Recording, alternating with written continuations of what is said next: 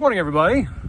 I am sitting here at our beautiful labyrinth, sitting on one of our wonderful benches, just soaking in the sun and the beauty of what has been done in this space.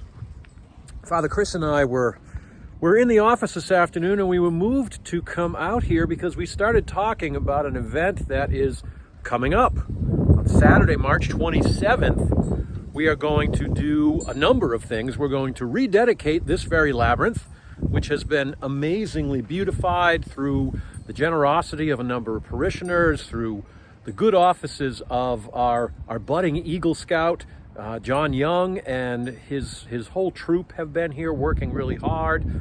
There have been beautiful trees that have been donated in memory of some loved ones from our parish. This has really become a site that has captured the imagination of the people of Epiphany. And so while we just dedicated it a year ago, it seems very appropriate that we do a rededication service. That's going to take place at 11 o'clock on Saturday, March 27. But we're never done at Epiphany. We always think of other things to do. We said, well, what if we sort of added on to that? What if we gave people an opportunity to engage in some Lenten spirituality? So in that regard, we're going to do not one, not two, but three different things that you could have some time doing. Starting at 10 a.m. on a drop-in basis, we will have people here in the labyrinth available to help give you some instruction and some guidance on what it's like to do Lenten prayer walks through the labyrinth. We'll have sort of docents here to give you some pointers and some suggestions about how you can pray and walk the labyrinth. We're also in our courtyard going to have the opportunity to engage in some centering prayer and some meditation, and that's really my colleague's stock and trade. So Chris, why don't you talk to us about what that would be like? Okay. As Rick says, it'll be some meditation, but also just a little discussion thereof of what centering prayer, which we do every Thursday evening at 7 p.m., entails. And little samples thereof, but also maybe with some instruction on how elements are transferable to walking the labyrinth, meditating alone with others. But yes, that in the courtyard, and we're seeing all these events as complementary to one another. Exactly. And the third option that you will have would be to go inside our lovely church, where we have on the walls, we have a whole lovely set of Stations of the Cross paintings. And there will be people in there leading the Stations of the Cross prayers. And it's a wonderful way to sort of ease yourself into Holy Week. That Saturday is the day before Palm Sunday.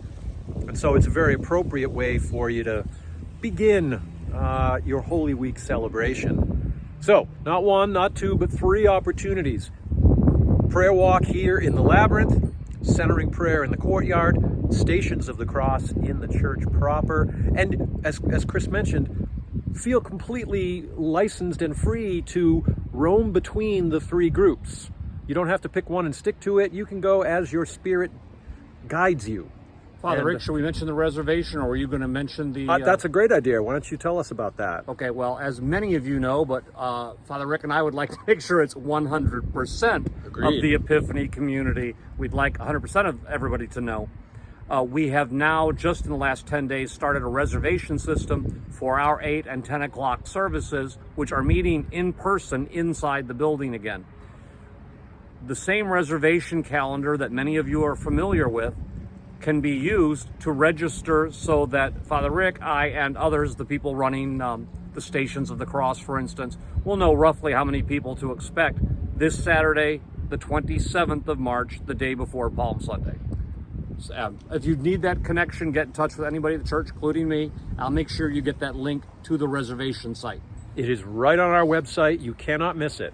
So if you go to nvepiphany.org, that's where you're going to find our reservation system, and that is good for all of the services that we are doing indoors, as well as for the Lenten prayer study and the labyrinth rededication. Right. So totally simple, user-friendly as can be. Right.